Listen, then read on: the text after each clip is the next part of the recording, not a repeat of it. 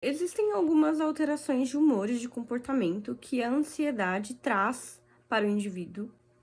Essas mudanças, elas têm consequências na rotina, na forma de estar no mundo, na produtividade e até mesmo na forma como a pessoa se sente em relação a si mesma. A primeira delas é uma alteração no foco, na disciplina, na vontade de fazer as coisas.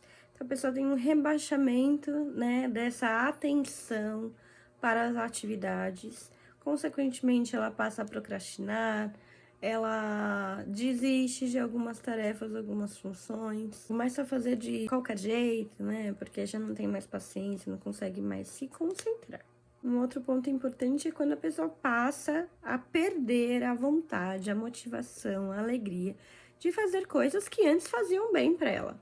Deixavam feliz, traziam um bem-estar e hoje essa falta de vontade, essa falta de energia, de motivação faz com que ela passe a evitar essas situações que antes eram boas, que recarregavam as energias.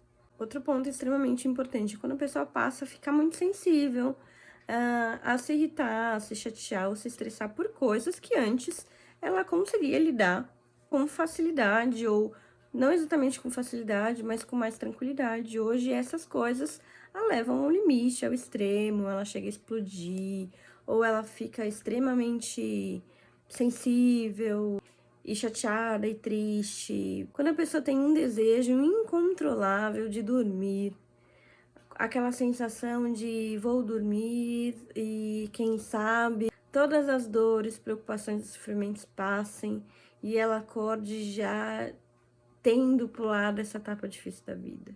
O dormir como uma fuga. Outro ponto extremamente relevante e comum é a pessoa se sente emocionalmente desconectada dos outros, dos seus familiares, dos seus amigos, mesmo que no dia a dia ela esteja muito presente nessas pessoas, mas de repente ela não sente mais aquela ligação emocional, aquela afetividade ou acolhimento, enfim, que ela sentia antes. Então, apesar da presença, ainda assim ela se sente desamparada. E por último, mas não menos importante, é uma alteração no sono e na rotina alimentar de autocuidado. Isso acontece porque a pessoa vai perdendo a motivação para cuidar de si mesma e aí as preocupações no cuidar do corpo e no cuidar da alimentação passam a não ter tanta importância e ela se desmotiva para ter esses cuidados.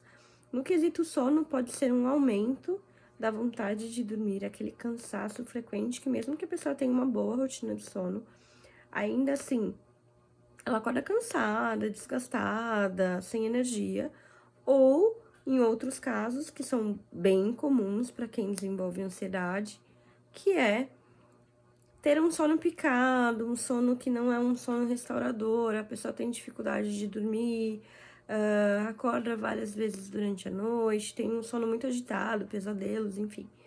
E isso impacta, obviamente, no humor e na forma como a pessoa se sente em relação a si mesma, porque o sono ele é necessário, né, para a manutenção do nosso organismo e também das nossas emoções.